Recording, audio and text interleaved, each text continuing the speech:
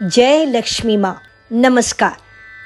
आज एक बार फिर से मैं रेणुका गौड़ आप सभी लोगों का अपने इस चैनल पर बहुत बहुत हार्दिक स्वागत करती हूँ। जैसा कि हम सभी जानते हैं, दीपावली का त्यौहार इस महीने 12 नवंबर 2023 को मनाया जा रहा है। दिवाली की कथा सुनाने से पहले मैं सभी भारतवासियों और जितने भी विश्व में लोग हैं उनके लिए श्री लक्ष्मी मैया से यही प्रार्थना करती हूँ कि हे माँ, सभी के घर में दर्शन देना, सबका घर परिवार को सुखी और संपन्न बने। तो प्रारंभ करते हैं दीपावली की कथा। एक समय की बात है, एक गांव में एक साहूकार रहता था अपनी पत्नी और अपनी पुत्री के साथ। साहूकार की पुत्री बहुत ही संस्कारी कन्या थी। वे नित्य जल देने जाती थी पीपल को। जब भी वो जल सींचने के लिए जाती थी तो लक्ष्मी माता पीपल से बाहर आ जाती थी। ये सिलसिला निरंतर बहुत दिनों तक चलता रहा।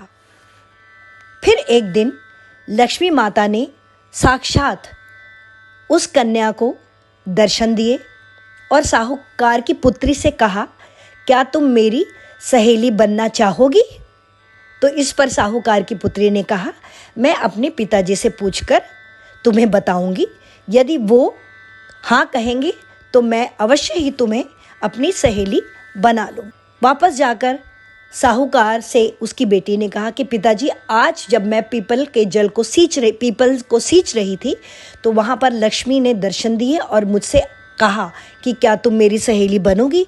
तो मैंने उससे कहा कि मैं अपने पिताजी से पूछकर बताऊंगी। तो पिताजी ने कहा, बिल्कुल, तुम उनको हाँ कह दो कि तुम उनकी सहेली बनना ज़रूर चाहोगी। अगले दिन जब वह पीपल को सींचने गई तो उन्होंने लक्ष्मी माता से कहा कि मैंने पिता से आज्ञा ले ली है, मैं तुम्हारी सहेली अवश्य बनूंगी। तब लक्ष्मी माता ने कहा, अब हम मित्र हो गए हैं तो मैं तुमसे ये आग्रह करती हूँ कि मेरे घर भोजन करने आओ, मैं तुम्हें इसके लिए आमंत्रण दे रही हूँ। फिर उस साहूकार की बेटी ने कहा कि लक्ष्मी जी, मैं अपने पिता से पूछकर ही आपको बताऊंगी कि मैं आऊंगी या नहीं। इसके बाद वो जल देकर चली गई अपने घर वापस। फिर उसने अपने पिता से कहा कि आज मुझे लक्ष्मी मैया ने निवेदन भी किया है और निमंत्रण भी दिया है, तो क्या मैं उनके घर भोजन के लिए चली जाऊं या नहीं? पिता ने तुरंत कहा, तुम्हें अवश्य जाना चाहिए, लेकिन अपना घर साफ करके जाना। अगले दिन जब साहूकार की बेटी लक्ष्मी जी के घर पहुंची तो लक्ष्मी जी ने उसका हृदय से स्वागत किया और अपने घर के अंदर आने का आमंत्रण दिया।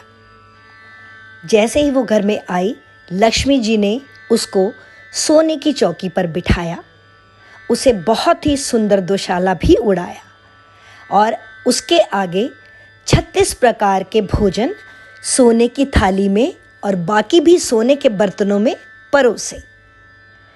यहाँ तक कि भोजन के पश्चात उन्होंने उस साहूकार की बेटी को कुछ रुपए और कुछ मुद्राएं भी दी।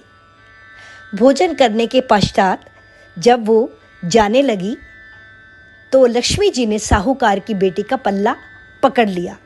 उसने कहा, हे सखी, मैं भी तुम्हारे घर आना चाहूँगी और तुम्हारे घर पर ही भोजन करना चाहूँगी। तो साहूकार की बेटी ने कहा, ठीक है। उसके बाद जब साहूकार की बेटी अपने घर पहुंची तो पिता ने कहा, हो आई लक्ष्मी जी के घर से। तो उसने सिर हिलाया और अपने कमरे में जाकर बैठ गई। अपनी बेटी को उदास देखकर साहूकार ने पूछा, क्या बात है? तुम तो बहुत ही खुशी खुशी गई थी, लेकिन अब आई हो तो तुम्हारा मुंह उतरा हुआ है, क्या बात है? तब साहूकार की बेटी ने कहा, लक्ष्मी जी ने मेरा बहुत मान सम्मान किया, मुझे सोने की चौकी पे बिठाया, सोने के बर्तनों में नाना प्रकार के भोजन दिए और रुपए और दुशाला कराकर बहुत अच्छे से मेरा स्वागत करके मुझे वापस भेजा। लेकिन मैं तो, उसने कहा, फिर क्यों परेशान हूँ? तब उन्होंने कहा, उन्होंने मेरा पल्ला पकड़ कर कहा कि मैं भी तुम्हारे घर में सखी भोजन करना चाहूँगी और हमारे घर में उतनी सुख सुविधाएं नहीं हैं कि लक्ष्मी जी को मैं भोजन करा सकूं। इसलिए मैं चिंतित हूँ कि अपनी सहेली को किस प्रकार से मैं बुलाऊं। तब साहूकार ने कहा, बेटी तुम चिंता ना करो, मैं इसका उपाय तुम्हें बताता हूँ कि लक्ष्मी माँ का स्वागत किस प्रकार से करना चाहिए। तब साहूकार ने अपनी बेटी से कहा कि अब तुम जाओ, घर की साफ सफाई कर दो और लक्ष्मी माता के लिए 4 दिशा वाला एक दिया ले आओ उनके पूजन के लिए, और कुछ लड्डू या मिष्ठान बना लो। पिता की बात मानकर वह अपने घर की साफ सफाई करने लगी और रसोई घर में खाने की तैयारी करने लगी। इतने में देखती है कि एक चील आई है, उसके मुंह में रानी का 9 लखा हार है। वो वहाँ पर छोड़कर चली जाती है और वो लड्डू लेकर उड़ जाती है जो कि उसने लक्ष्मी माता के लिए बनाया था। इसके बाद वो लड़की वही हार को लेकर जो 9 लखा था उसे एक साहूकार के पास लेकर जाती है, सोनार के पास लेकर जाती है, जो कि साहूकार जिसका काम था सोने का, उसके पास वो हार लेकर चली जाती है और कहती है ये मुझे बेचना है, इसके बदले में मुझे क्या क्या दे सकते हो। तो उसने पूछा ये तो 9 लखा हार है, ये बहुत ही कीमती है। तो उसने कहा इसके बदले में मुझे सोने की चौकी, दुशाला, सोने के बर्तन, कुछ मणि और कुछ रत्न चाहिए, ताकि मैं लक्ष्मी माता का स्वागत उसी प्रकार कर सकूं जिस प्रकार उन्होंने मेरा स्वागत किया था। साहूकार ने 9 लखा हार लेकर उस साहूकार की पुत्री को लक्ष्मी जी के स्वागत और भोजन के लिए सभी सामान दे दिया, जिसमें सोने की चौकी, दुशाला, सोने के कुछ बर्तन, खाने पीने का सभी सामान जो जो ज़रूरी थे, हीरे जवाहरात मणि, वो सभी साहूकार की पुत्री को दे दिए। खुशी खुशी वही सामान लेकर साहूकार की पुत्री अपने घर पहुंची और चौके में उसने सभी प्रकार के व्यंजन बनाए लक्ष्मी जी के स्वागत के लिए। कुछ ही देर में देखती है कि लक्ष्मी माता जी गणेश जी के साथ उसके घर पर आ गईं। हाथ जोड़कर उनका स्वागत किया लक्ष्मी जी और गणेश जी का। लक्ष्मी माता जी के लिए उन्होंने वही सोने की चौकी बिछाई और आसन बिछाया और उनको दुशाला भी उड़ा के प्रणाम किया और भोजन को परोसा। जिस प्रकार से उन्होंने साहूकार की पुत्री का स्वागत किया था, उन्होंने भी उनका स्वागत किया लक्ष्मी जी का। लक्ष्मी जी इस बात से प्रसन्न हो गई। उसने कहा तुमने मेरा बहुत अच्छे से स्वागत किया, मैं सोच भी नहीं सकती थी, अब मैं चलती हूँ। तब साहूकार की पुत्री ने कहा नहीं, आप अभी यहीं बैठिए, मैं थोड़ी देर में आती हूँ। तब लक्ष्मी माता ने कहा नहीं, मैं तो कोई भी बुलाए उसके यहाँ नहीं जाती, और अगर जाती भी हूँ तो वहाँ से होकर आ जाती हूँ, चाहे वो कोई देवी या देवता क्यों ना हो।